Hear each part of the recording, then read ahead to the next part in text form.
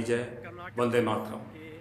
1 अरब 30 करोड़ देशवासियों को, मानवता इंसानियत से प्रेम करने वाले हिंदू, मुस्लिम, सिख, ईसाई सारे भाइयों को मैं प्रणाम करता हूँ। एक बहुत ही दुर्भाग्यपूर्ण घटना घटित हुई है कर्नाटक पुलिस के द्वारा। उस घटना का मैं थोड़ा सा निवेदन करता हूं आप लोगों से, और माननीय प्रधानमंत्री और गृह मंत्री जी को मेरा हाथ जोड़ के निवेदन है, जो हमारे सीआरपीएफ के जवान के साथ में जो घटना कर्नाटक में घटी है उसकी सीबीआई इंक्वायरी होनी चाहिए। मैं इसलिए कह रहा हूं क्योंकि मुझे बहुत ही तकलीफ और बहुत ही पीड़ा हुई है। मुझे ही नहीं, सभी पैरामिलिट्री फोर्सेज के जवान को हुई है, ऑल पैरामिलिट्री फोर्सेज के जवानों को हुई है, ऑल आर्मी, एयरफोर्स, नेवी के जवानों को हुई है, और कुछ सिविलियंस जो पुलिस वाले हैं उन जवानों को भी हुई है। क्योंकि मेरा दोस्त हर तरीके का है, उन्होंने कहा कि सर ये घटना गलत घटित हुई है। सीआरपीएफ का कोबरा कमांडो 23 अप्रैल की बात है, सोशल मीडिया के माध्यम से और सबके माध्यम से मुझे ये जानकारियां मिलती रही, मगर मैंने सोचा हो सकता है कोई वीडियो ऐसे वायरल होगा हो। मगर जब मेरे पास फोन आने शुरू हुए कि सर प्लीज, आपका जागरूकता मिशन है, न्याय उजाला है, आप ऑल इंडिया रिपोर्टर हैं, आप जवानों की बात कहते हैं, आप इस बात को कहें, तो मैंने बोला मैं पक्का कहूंगा। मैंने तुम्हारे डीए की चर्चा करी, मैं तुम्हारे हक की बात करूंगा।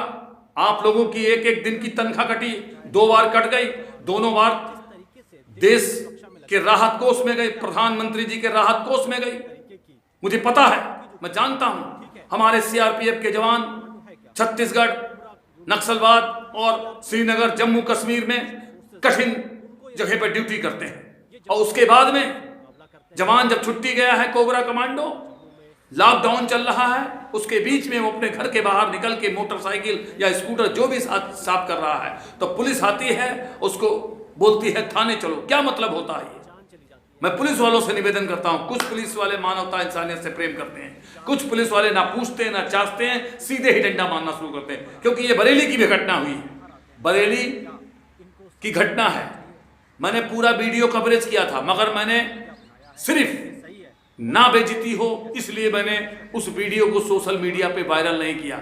मैं आज बता देना चाहता हूं, मैं भी चाहता तो जहां पर भी मैं कवरेज करता था या जहां पर मैं वीडियो लेता था, मैं भी सोशल मीडिया पे अपलोड करता रहता, मगर मुझे पता है कि हम अपने पुलिस के जवानों की बेइज्जती करेंगे तो अपनी बेइज्जती करेंगे।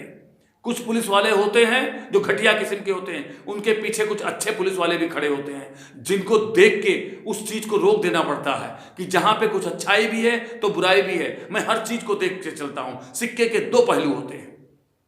इसलिए मैं सिविल पुलिस का भी इज्जत और सम्मान करता हूं। सब सिविल पुलिस में जैसे नहीं होते, क्योंकि हमारे यहां भी पता है कि वो बात कम करते हैं, डंडा ज्यादा मारते हैं, गालियां देते हैं, ये गलत है।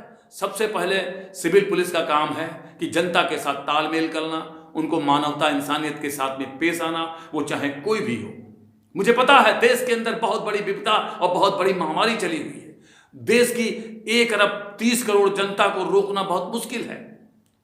कम पुलिस वाले कहां पे रोक पाएंगे? कई कई जगह पे paramilitary force, CRPF, BSF, ITBP सारी लोग ड्यूटियां कर रहे हैं। मुझे पता है कि हर परिस्थिति से हमको गुजरना पड़ रहा है, मगर इस बीच में सबसे बड़ा होता है संतुलन और नियंत्रण। मगर मैं सीआरपीएफ के डीजी महोदय से निवेदन करूंगा, बार बार निवेदन करूंगा हाथ जोड़ के, और सभी पैरामिलिट्री फोर्सेस के डीजी महोदय से निवेदन मैं करूंगा, एक गृह मंत्री जी से बोल के एक ऐसा कानून पारित करवाएं कि अगर कोई भी सिविल पुलिस वाला हमारे पैरामिलिट्री फोर्सेस के जवान को प्रताड़ित करता है, आज उन पे जबरदस्ती दोषारोपण करके कोई दोष भाव के साथ में कोई कानून लगाता है, तो वो कानून मान नहीं होगा। वो चाहे रिटायरमेंट हो, आर्मी का जवान हो, चाहे अर्धसैनिक बल का हो, चाहे किसी का भी हो, क्योंकि जब वो उनका सम्मान है तो देश में सबसे पहले सम्मान हमारे पैरामिलिट्री फोर्स और हमारे सेना के जवान का होना चाहिए। ये क्या मतलब है? तुमने सिविल पुलिस की ड्यूटी करी, तुम किसी को भी 4 धारा लगा के उसको बंद करा दोगे? यही हमेशा होता है। पुलिस अपनी वर्दी का गलत इस्तेमाल करने की कोशिश करती है। और वही हुआ है कर्नाटक पुलिस ने, वही करा है।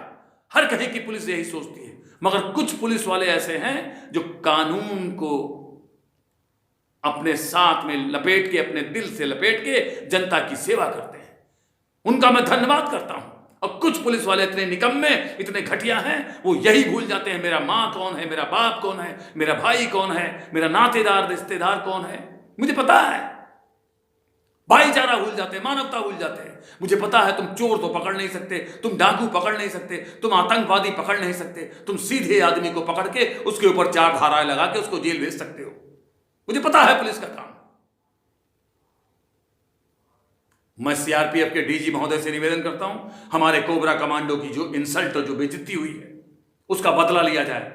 जैसे ही लॉकडाउन खुलता है उसमें जो भी उसका केस है, जो भी उसके ऊपर 4 धाराएं लगी हैं, वो चारों पुलिस वाले जो भी थे वहां पर, उनको तत्काल प्रभाव से सस्पेंड करा जाए। मैं यही निवेदन करूंगा गृह मंत्री अमित शाह जी से और प्रधानमंत्री जी से, क्योंकि ये एक बहुत बड़ी इंसल्ट है, बहुत बड़ी इंसल्ट है। ये पूरी सीआरपीएफ यूनिट के लिए, पूरे सीआरपीएफ संगठन के लिए और सभी पैरामिलिट्री फोर्सेस के संगठन के लिए। और जो मैंने बताया वो कानून पारित होना चाहिए और वो कानून लागू होना चाहिए। कोई भी हमारे जवान पे हाथ ना उठा सके, कोई भी हमारे जवान के कॉलर ना पकड़ सके, क्योंकि जब वर्दी सिविल पुलिस को भी प्यारी है तो हमारे सेना के जवान और पैरामिलिट्री फोर्स और रिटायरमेंट जवान का भी उतना इज्जत होना चाहिए। उसने सेवा करी है देश की, उसने भारत माता की सेवा करी है, उसने आंतरिक सुरक्षा करी है, वो नक्सलाई से लड़ा है, अपने देश की सीमाओं पर रहा है। मैं निवेदन करता हूं इसकी सीबीआई इंक्वायरी होनी चाहिए। अगर ज्यादा लकड़ झपड़ होता है तो सीबीआई इंक्वायरी होनी चाहिए। मैं तो सीधा निवेदन करता हूं। और जो मैं उस जवान के वीडियो और फुटेज डाल रहा हूं उनको देखें और ढंग से। और मैं सबसे निवेदन करता हूं, मुझे कोई टीआरपी नहीं चाहिए, मैं आपके हक की बात करता हूं, आपके लिए मैं लड़ता हूं, क्योंकि आपका डीए भी कटा, मुझे पता है।